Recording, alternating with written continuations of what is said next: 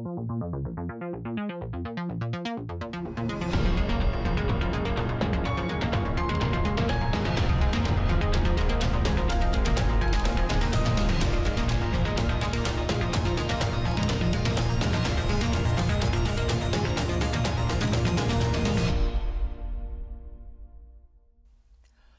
à tous, on se retrouve dans ce nouveau numéro d'Immédiat. Bonjour Jean-Yves. Bonjour Floriane. Alors Jean-Yves, le programme de cette semaine, le voici.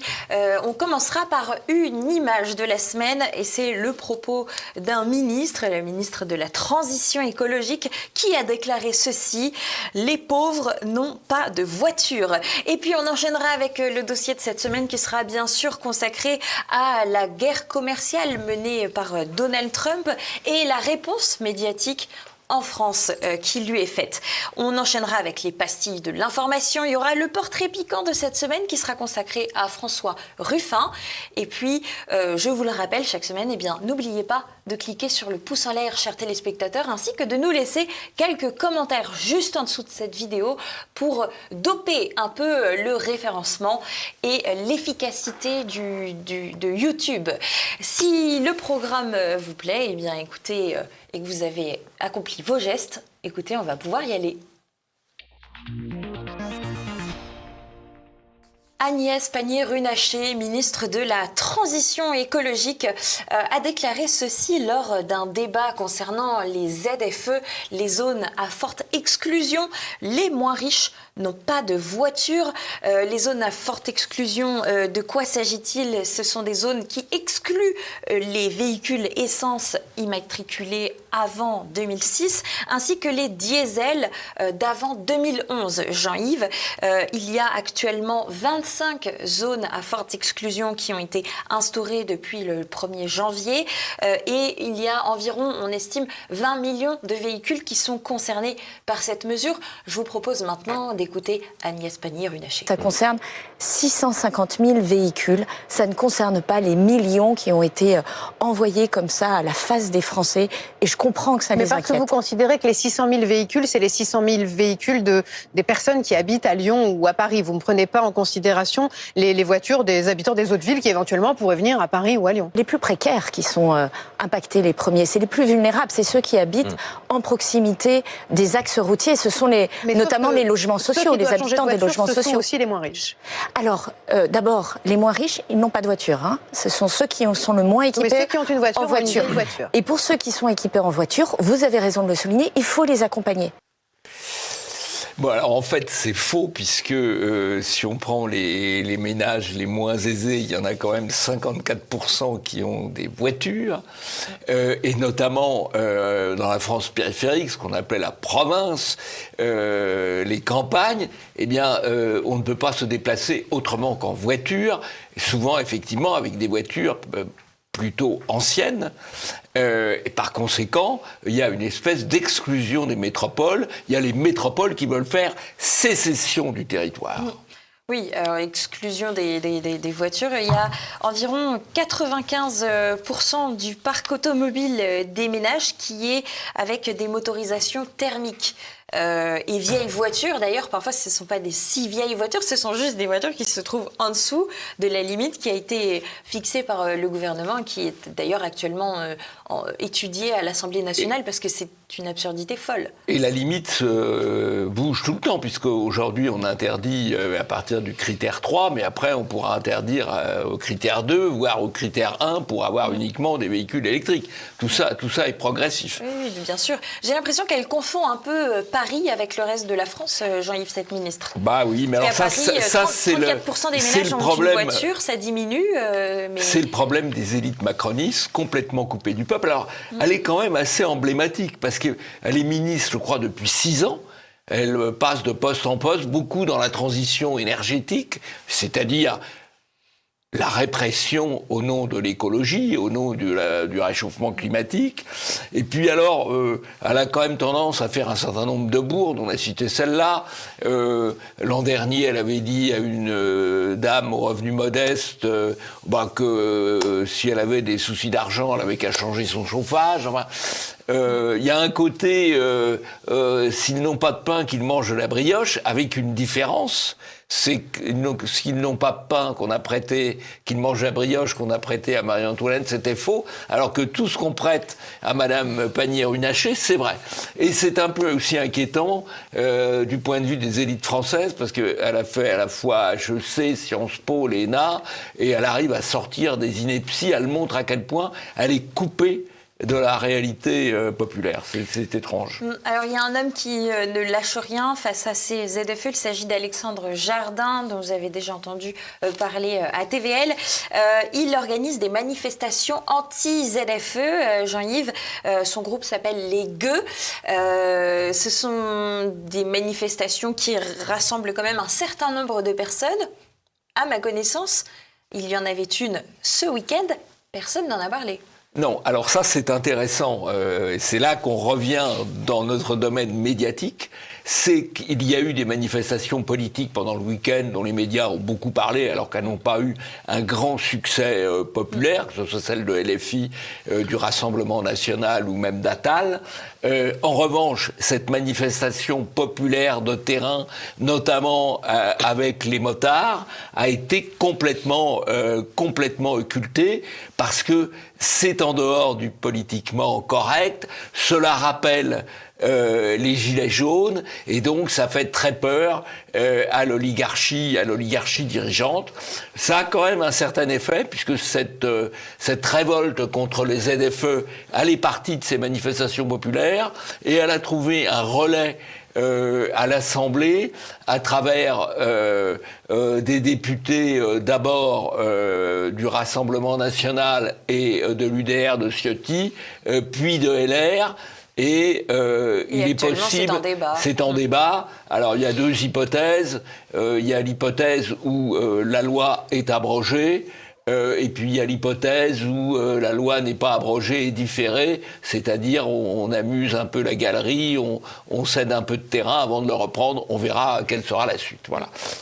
Et bien en attendant, Jean-Yves, je propose à nos téléspectateurs de passer au dossier de cette semaine. Le dossier de cette semaine, il est bien sûr consacré aux droits de douane menés par Donald Trump. Et je vous propose de regarder d'ailleurs Donald Trump qui fait du Donald Trump. On l'écoute tout de suite. These countries are calling us up, kissing my ass. They are dying to make a deal. Please, sir, make a deal. I'll do anything, sir. I know what the hell I'm doing. I know what I'm doing, and you know what I'm doing, too. That's why you vote for me. We're making a fortune with tariffs. $2 billion a day. Do you believe it? I was told $2 billion a day. You know, I get hit by the press about tariffs. We're making $2 billion. This isn't 35 million, that's peanuts. $2 billion a day. And then they say, gee, they don't know. You know, this is only the enemy can be talking this way. Alors Donald Trump, je reprends ses propos en vitesse pour les non-anglophones d'entre vous, qui dit qu'on est en train de lui lécher le cul pour faire un accord avec lui. S'il vous plaît, faites un accord avec nous. Il dit « Je sais ce que je fais, bien évidemment, c'est d'ailleurs pour ça que vous m'avez élu ». Et il précise que ces droits de douane vont lui rapporter 2 milliards de dollars par jour. C'est du moins sa première projection.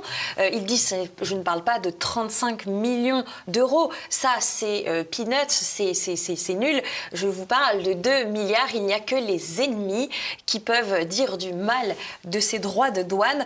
Un commentaire, Jean-Yves. Alors, un double commentaire. Alors, il y a le style de Trump, c'est-à-dire le nœud papillon, le côté chic, et puis un vocabulaire un peu moins choisi, on va dire. Ça, c'est quand même le style de Trump. La deuxième remarque, c'est qu'il fait ce qu'il avait dit.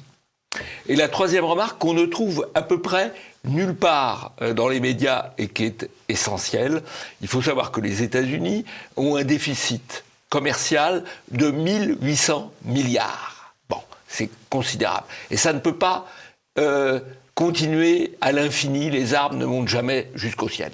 Et il a un déficit budgétaire de 900 milliards. Et alors là, c'est là que ce qu'il a dit prend tout son sens, car s'il récupère 2 milliards de droits de douane par jour, il tue il écrase en tout cas son déficit budgétaire. C'est un aspect à prendre en compte. Alors après, il y a les négociations, il y a le débat entre ceux qui, comme il le dit élégamment, lui lèchent le cul, et les Chinois avec lesquels il va s'affronter ou il s'affronte violemment. Les Européens d'ailleurs. Les Européens sont plutôt... Ils sont plutôt du côté des lécheurs. Voilà, exactement, on va rester polis.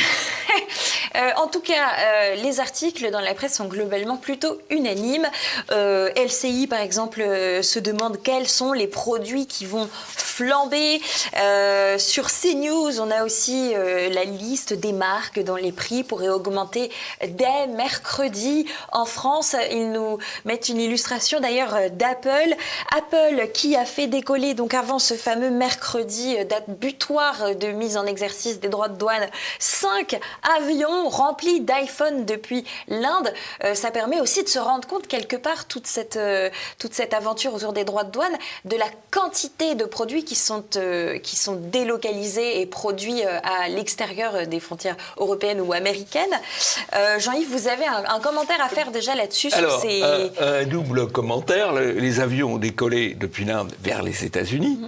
Et j'ai un commentaire à faire sur les médias français, qui sont dans la peur, dans le registre de la peur, comme ils sont dans la peur sur le climat, comme ils sont dans la peur sur le Covid, ils sont dans le registre de la peur. S'agissant de la hausse des prix, les droits de douane, ils vont s'appliquer aux États-Unis. C'est-à-dire que Trump applique des droits de douane aux produits qui viennent de l'extérieur des États-Unis, qui arrivent aux États-Unis. Bon, mais les droits de douane pour Coca-Cola, même si la France augmente les droits de douane venant des États-Unis, Coca-Cola n'augmentera pas ses prix, puisque Coca-Cola est fabriqué, le Coca-Cola consommé en France est fabriqué en France. Donc, ça aurait pas d'impact. Une grande perte, moins mauvaise. Ça n'aurait pas été une grande perte, peut-être, mais voilà.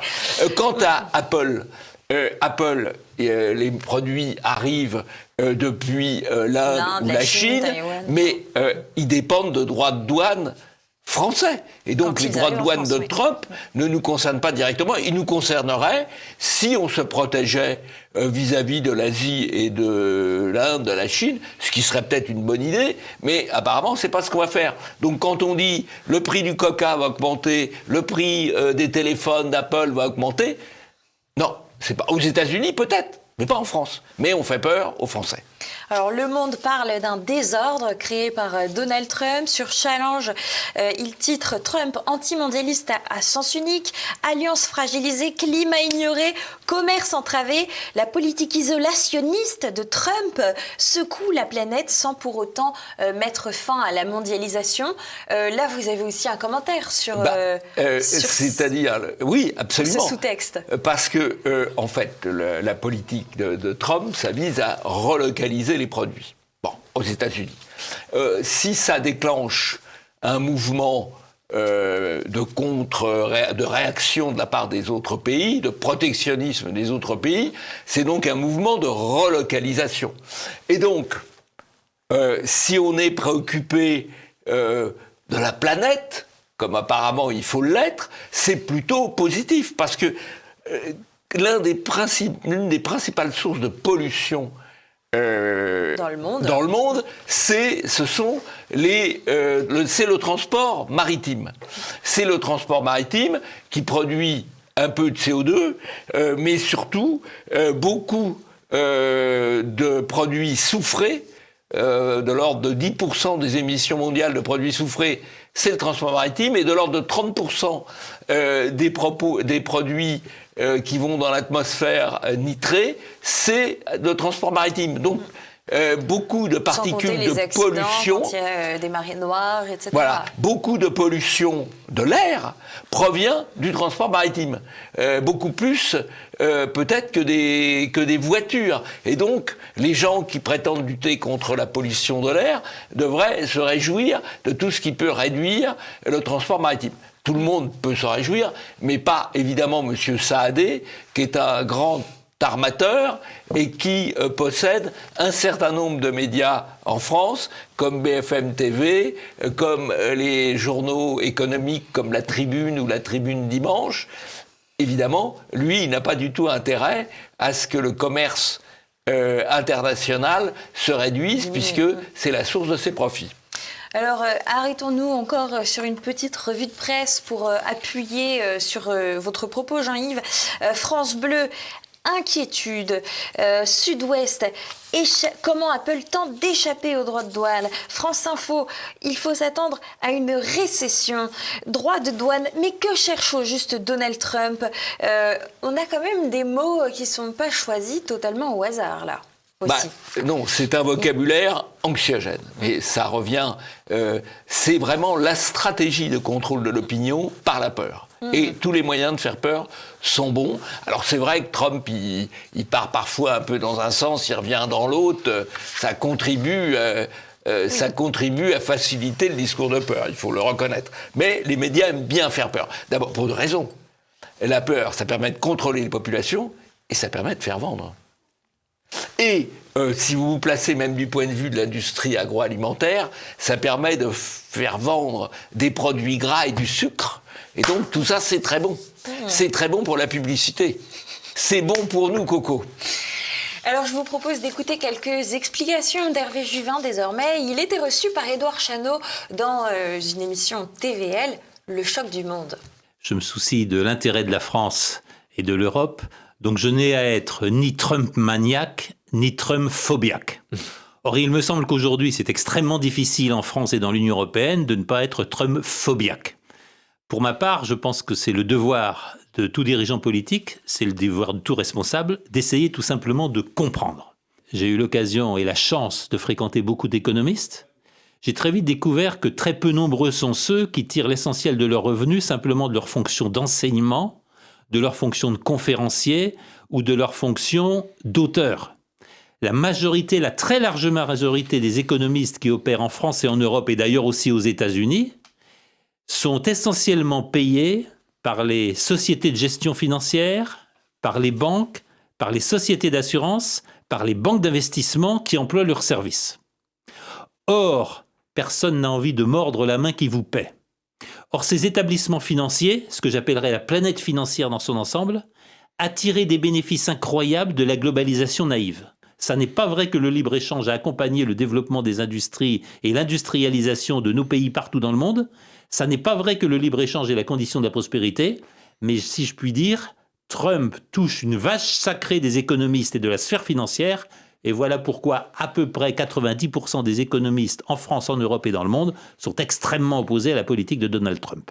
C'est lumineux. J'espère que vous avez tout bien écouté. C'est lumineux. Vous ne trouvez ces explications nulle part ailleurs que sur TV Liberté, parce que, comme le dit très bien Hervé Juvin, tous les experts servent des intérêts, et en l'occurrence, c'est ceux de la planète finance.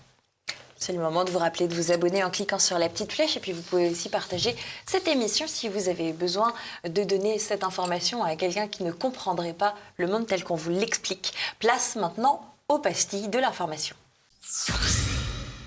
Jean-Yves, la première pastille, elle vous concerne directement. Vous étiez en procès, on en parlait il y a quelques semaines dans les médias, face à une juge, le juge Nicolec. Vous aviez à l'époque critiqué sa décision lors de la non-expulsion finalement de l'imam Iqwissem. Vous venez d'être relaxé. Est-ce que vous pouvez nous en dire plus ? Oui, eh bien, je m'en félicite évidemment, oui. Mais je crois qu'au-delà de mon cas, c'est une décision très importante qu'a prise la 17e chambre correctionnelle du tribunal judiciaire de Paris en me relaxant. Je vous explique pourquoi. La question était de savoir si on avait le droit ou non de critiquer une décision de justice et de critiquer le juge qui l'avait prise. Et la 17e chambre correctionnelle de Paris, qui est la principale chambre qui juge les délits d'opinion. C'est donc une chambre qui à la fois défend la liberté d'opinion et la réprime.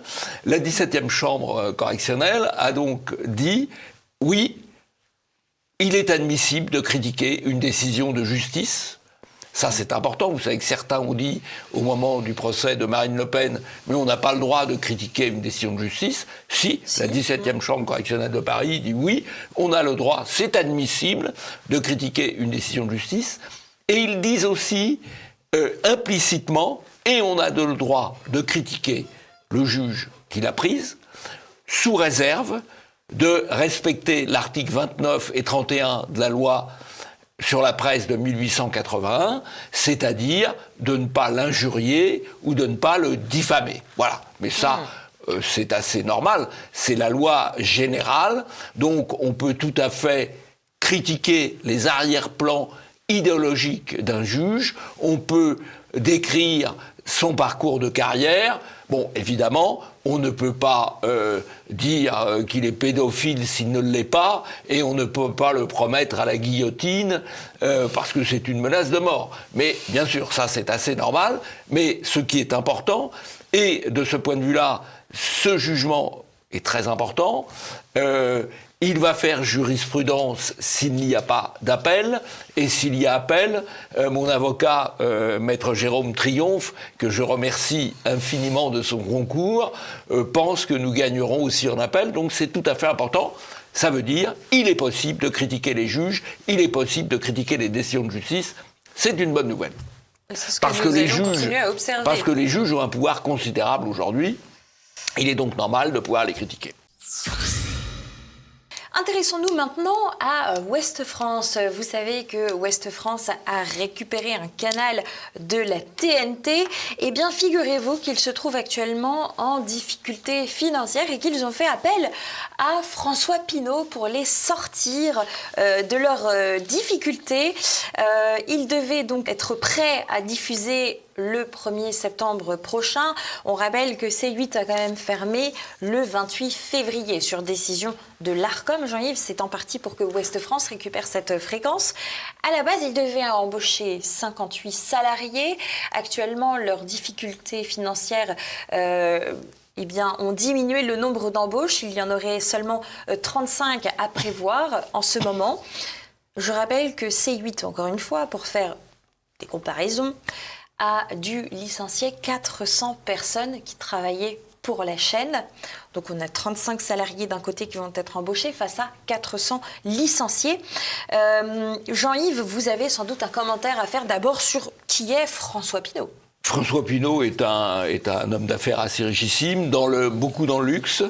Les croisières Ponant, Kering, Christie's, la maison des enchères, et qui possède un certain nombre de maisons d'édition comme Talandier et de journaux comme le Point. Voilà. Alors, ce qui est intéressant quand même, c'est de savoir que cette décision consistant à éliminer C8, qui était la principale chaîne de la TNT, pour la remplacer par une chaîne qui a du mal à démarrer, manifestement, a été prise par l'Arcom. L'Arcom, l'agence de régulation de la communication, l'agence de censure de la communication. Alors, quand même, une précision.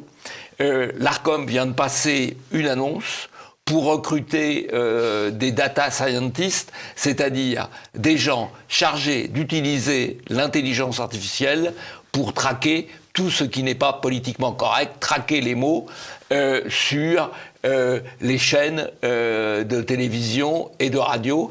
Et qu'ont-ils précisé dans cette annonce que pour être recruté, il fallait être engagé, je cite, en faveur de la diversité et de l'égalité, c'est-à-dire qu'ils publient une annonce, une offre d'emploi soumise à une condition politique, ce qui est un délit. Ce qui est un délit de discrimination au regard des opinions politiques. Un dernier point quand même, le directeur général de l'Arcom, M. Denervaux, est partisan apparemment de la diversité et de l'égalité. J'aimerais être tout à fait sûr qu'il pratique la diversité dans le choix du quartier de son logement et dans le choix de l'école de ses enfants, parce que c'est bien joli de vouloir imposer certaines choses aux autres, ce serait bien de les imposer à soi-même, j'aimerais en être sûr. Incendie à Paris. Lundi, un bâtiment a été ravagé par les flammes. Il s'agissait d'un centre de déchets dans le 17e arrondissement de Paris, juste à proximité du palais de justice. Alors, il n'y a pas eu de victimes, nous dit-on. Je vous propose cette image qui est assez parlante et amusante à la fois d'un d'un tweetos, Éric Leroy, respirer, c'est filtrer. Voilà, avec les fumées oranges qui s'échappent du bâtiment en flammes. On a conseillé tout de même dans 20 minutes aux Franciliens de fermer leurs fenêtres en cas d'exposition à la fumée. Le feu a duré jusqu'au petit matin. La mairie du 17e avait conseillé bien sûr aux gens de rester chez eux, de ne pas faire d'activité physique. La préfecture de police, elle, demandait de contourner largement le secteur, à la fois pour ne pas rentrer dans ces fumées, mais aussi pour permettre l'intervention des secours naturellement. Ce qui m'a amusé, c'est que Laurent Nunez a assuré directement qu'il n'y avait aucune toxicité dans l'air. BFM TV a repris doctement l'information. Le lendemain, ils ont republié un article en disant qu'il n'y avait ni blessés ni fumée toxique. Alors bon, tout va bien, Madame la Marquise, dans ce cas. Et pourtant, les fumées, elles ont inquiété. Je rappelle, elles étaient oranges. Je rappelle également qu'à une certaine époque, on titrait dans la presse « Les balles allemandes ne tuent pas ». Donc la propagande, en revanche, si, ça peut. Et je vous sors aussi cette information de BFM TV, là encore, décidément, qui sont particulièrement dans mon viseur aujourd'hui. Ils viennent de publier cet article « Château Arnoux-Saint-Auban, un accident industriel a libéré 18 tonnes de gaz cancérigène en janvier 2024 ». Donc on l'apprend un an plus tard. Comme quoi, Jean-Yves, c'est bien la preuve que la vérité vient après la fumée. Souvent assez tard. Oui, il y a beaucoup d'enfumage dans l'information. En l'occurrence, des fumées oranges sont des fumées avec des produits chimiques.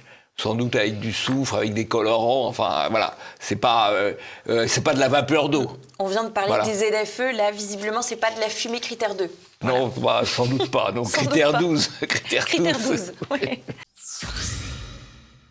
Daniel Cohn-Bendit est actuellement en promotion pour son livre dans les médias et il est notamment passé sur Quelle époque avec Léa Salamé. Moi, je vous ai fait un petit montage de son propos dans Quelle époque. Il revient sur ses écrits pédophile, en disant que ça restera sa tâche à tout jamais. Alors les écrits pédophiles, je vous les lis tout de suite. Certains gosses ouvrent ma braguette et commencent à me chatouiller. Et s'ils insistaient, je les caressais. Voilà ce qu'il a écrit.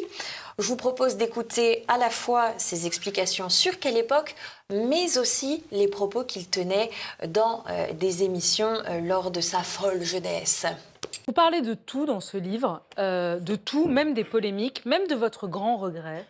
C'était la déclaration, vous dites la provocation, votre provocation en 75, quand dans un livre vous racontiez, c'est la fameuse accusation de pédophilie, vous acceptez d'y revenir, vous racontiez vos expériences dans un jardin d'enfants où vous avez travaillé pendant 2 ans avec des propos particulièrement provocateurs que vous aviez répétés ensuite chez Pivot sur Apostrophe.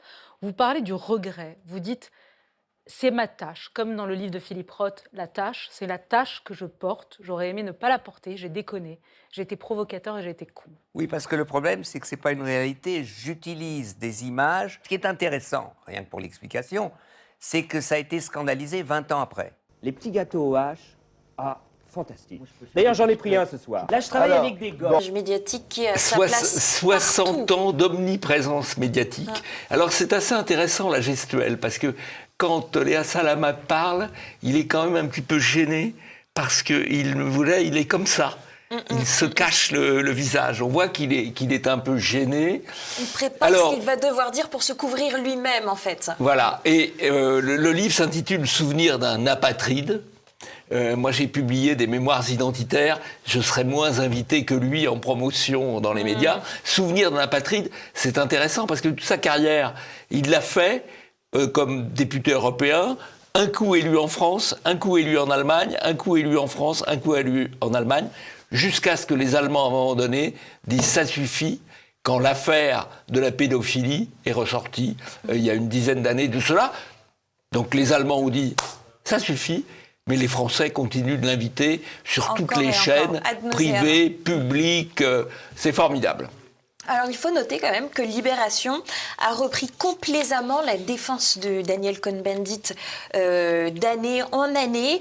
Et d'ailleurs, ils ont toujours précisé que ni les enfants ni les parents n'avaient jamais porté plainte contre lui. Il faut noter quand même qu'à l'époque, ça ne se faisait pas trop de porter plainte. Et Libération titre ceci pour parler du livre de Daniel Cohn-Bendit. Daniel Cohn-Bendit, meilleur vieux, vœu de bon anniversaire au provocateur de mai 68. Donc c'est un provocateur. Mais le Libération, vous savez, c'est rien d'autre que le journal pédophile subventionné. Hein. Voilà. Faut pas attacher beaucoup d'importance à Libération. C'est un journal pédophile subventionné, pro-pédophile subventionné. De tradition. Oui, voilà. Sur France Télévisions, il arrive assez régulièrement qu'on entende parler de changement climatique. Mais cette fois-ci, je crois que c'est vraiment un moment d'apothéose que je vous propose d'écouter. Ils subissent des inondations à répétition à cause du changement climatique. Leurs maisons se fissurent sous l'effet de la sécheresse. À cause du changement climatique, l'eau ne coule plus à leur robinet à cause du changement climatique. 11 citoyens français ont décidé d'attaquer l'État pour son manque d'adaptation au changement climatique. Alors cet extrait, je l'ai accompagné d'un tweet de Nicolas Dupont-Aignan qui est plutôt dans le juste. Je pense qu'il existe une règle pour présenter le journal de France Télé, prononcer 5 fois changement climatique par édition. Du coup, quand tu arrives en fin de journal et que tu ne l'as prononcé qu'une seule fois, ça donne ça. Vous faites la même explication, Jean ? Oui, ça fait partie. C'est à la fois du rituel, hein, et la stratégie de la peur et de l'explication unique. Hein. Évidemment qu'il y a des aléas, météorologiques, et tout aléa météorologique est présenté comme une conséquence du changement climatique. Voilà, on martèle, et c'est efficace. Et c'est à cause de ça qu'on justifie une restriction totale des libertés dans les logements qu'on ne peut plus vendre sans faire des travaux au préalable, de liberté de circulation avec les ZFE. C'est un matraquage efficace, parce qu'il rend possible des atteintes aux libertés qui autrement seraient impossibles. Bravo aux médias. Un article de Libération, Maths Sup, Elisabeth Borne déclare que les élèves doivent se préparer très jeunes pour leur orientation, presque depuis la maternelle. Alors Maths Sup ou maternelle sup moi j'ai beaucoup utilisé quand j'avais des enfants en âge l'expression Maths Sup quand ils rentraient en dernière année de maternelle. Donc je pense que c'est à ça que Madame Borne a pensé, non ? Alors, ce qui est intéressant, c'est qu'Elisabeth Borne, lorsqu'elle a tenu ce propos, elle était interrogée pour réagir aux propos de François Bayrou sur Parcoursup. Ça devient compliqué parce qu'avant la naissance, il faut trouver une place en crèche. Une fois qu'ils sont nés, il faut lui trouver sa place en prépa. Ça se complique beaucoup, décidément, d'avoir des enfants dans la tête de nos supérieurs, en tout cas. Et ce qui est remarquable, je trouve, là, en plus, dans cette interview qui a été faite d'Elisabeth Borne, c'est qu'on essaye de dresser un peu les membres du gouvernement les uns contre les autres, puisqu'on l'a fait vraiment réagir aux propos de François Bayrou. Ils sont dans le même gouvernement, pourtant, me semble-t-il, il se pourrait que François Bayrou ne soit pas très serein. D'ailleurs, il a planté son arbre à Matignon 4 mois après sa nomination en tant que Premier ministre. C'est une tradition, nous dit Gala. D'ailleurs, Le Parisien, très intéressant, titre son article « Politique ». Comme un homme politique, et Gala, c'est news de star. Donc François Bayrou, une star. Voilà. Jean-Yves, un commentaire peut-être. C'est la star du Béarn. Mais oui. La star du Béarn, exactement. Voilà. Si vous voulez, Bayrou, il est contesté par les médias de gauche, voire par les médias d'extrême centre, parce que il a une politique un peu équilibriste. Il s'est fait critiquer parce qu'il a émis des réserves sur le jugement condamnant Marine Le Pen. Là, il a posé des questions sur Parcoursup, et là, bien sûr, il faut défendre le bilan absolument merveilleux de l'éducation nationale. Donc les médias sont les gardes-chiourmes du politiquement correct, y compris contre ce brave Bayrou qui n'est quand même pas un parangon de l'extrême droite. Une autre star maintenant, il s'agit de François Hollande, notre ancien président devenu député. Figurez-vous qu'il a été invité par Sciences Po pour parler du film Les Tuches 3 et il a défendu cette invitation d'un quotidien en déclarant ceci: ce qui est intéressant dans Les Tuches, c'est que la France réelle, celle qui se sent éloignée de tout, déconsidérée, parfois méprisée, peut aussi montrer qu'elle a le sens des responsabilités. Il se souvient ou pas de cet épisode descendant. C'est pourtant une expression qui vient de lui. Jean-Yves, à votre avis, il a la mémoire courte? Oui, il a la mémoire courte. Bon, c'est vrai que comme homme politique, il a malgré tout fréquenté tous les Français, y compris les Français les plus modestes, qu'il a appelés les sans-dents, qui n'étaient pas d'une très grande élégance. Alors, les stars de cinéma parlent de politique, les hommes politiques parlent des stars de cinéma. Voilà. C'est un drôle de monde. C'est la confusion générale. Il y a les bijoux de la Castafiore, mais il y a aussi les bijoux de Rachida Dati. Alors, c'est intéressant, au-delà d'anecdotes, Rachida Dati a énormément d'affaires qui la poursuivent, notamment des grosses affaires avec Carlos Ghosn, avec Renault. Elle est là, elle est rattrapée par une autre affaire, à savoir 400 000 € de bijoux non déclarés à la Haute Autorité de Transparence de la vie politique. C'est quand même pas tout à fait négligeable. C'est pénalement condamnable. Jusqu'ici, elle est toujours passée au travers des gouttes parce que c'est une icône de la diversité. Donc, une icône de la diversité, on n'y touche pas. Hein, voilà. Là, il est possible qu'elle soit quand même rattrapée à la fois par les juges et par les médias, notamment les médias de gauche, dans la mesure où elle a des ambitions à la mairie de Paris, peut-être même des ambitions pour l'élection présidentielle. Donc il va y avoir un certain nombre de gens qui vont vouloir lui savonner la planche et elle va peut-être sortir de son statut d'icône et de sainte Nitouche pour être un peu plus chahutée. Voilà. Quand on parle de Rachida Dati et de bijoux, ça me rappelle toujours ce fabuleux lip dub qui avait été réalisé par la droite. Et il y a ce moment dans la chanson quand la colère gronde où j'entends la révolte qui gronde. Voilà, je vous l'ai remis dans la tête, ça me fait plaisir.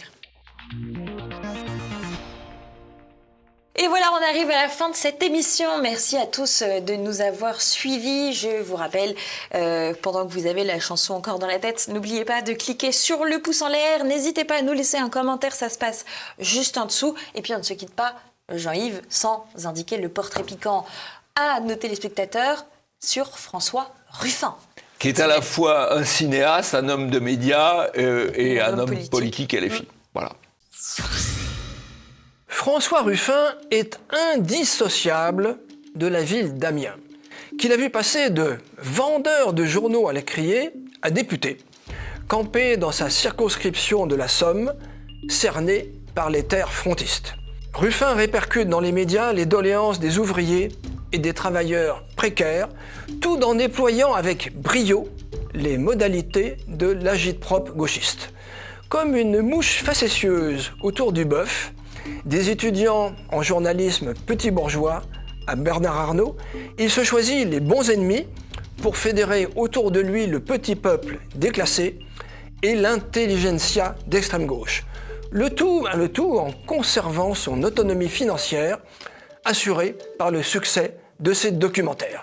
Le fondateur du journal Fakir, en plus d'être la némésis picarde d'Emmanuel Macron, devient le pendant de gauche d'Éric Zemmour, lui aussi ex-journaliste, séduit par la conquête du pouvoir. Né en 1975 dans la moyenne bourgeoisie d'Amiens, le jeune Ruffin est d'abord scolarisé à la Providence, établissement privé catholique fréquenté à un autre moment par Emmanuel Macron. Études de lettres modernes à Amiens, 1 an au Texas, à l'université d'Austin, puis il intègre le Centre de formation des journalistes, le CFJ de Paris, en septembre 2000. Il avait créé en 1999 la revue Fakir, un journal local tiré au départ à 500 exemplaires. Début au Monde diplomatique, puis à Crimed. En 2006, il intègre l'équipe de Daniel Mermet de Là-bas si j'y suis. 3 ans plus tard, Fakir accède à une diffusion nationale. En 2016, il est l'instigateur de Nuit debout, place de la République à Paris. La même année, son documentaire « Merci patron », un film satirique qui suit une famille qui a perdu son emploi dans une filiale de LVMH, est récompensé par le César du meilleur documentaire. Bernard Arnault appréciera peu et le fera surveiller par les services officiels ou officieux. En 2017, il est élu député de la première circonscription de la Somme. Il est réélu en 2022 et cède alors la présidence de Fakir à un proche collaborateur. Plus tard, un peu plus tard, c'est en tant que non-inscrit que François Ruffin est présent sur les bancs de la nouvelle Assemblée nationale. Concurrent un peu imprudent de Jean-Luc Mélenchon, il est poussé à la rupture par LFI. Et il doit se rallier aux écologistes, tout simplement pour ne pas rester isolé. À la suite de la dissolution surprise de l'Assemblée en juillet 2024, il conserve son siège de justesse, grâce au retrait de la liste de la majorité présidentielle. Terminons par un extrait de son intervention à l'Assemblée le 7 février 2023, je cite. « Nous sommes là pour renouer avec l'histoire, la grande histoire du mouvement ouvrier. Quelle est-elle ? C'est à la fois la fierté du travail, la dignité par le travail, gagner sa vie en travaillant et en même temps libérer du temps hors travail. » Fin de citation. Fierté du travail, dignité du travail, on dirait du PEGI. On comprend son départ de LFI.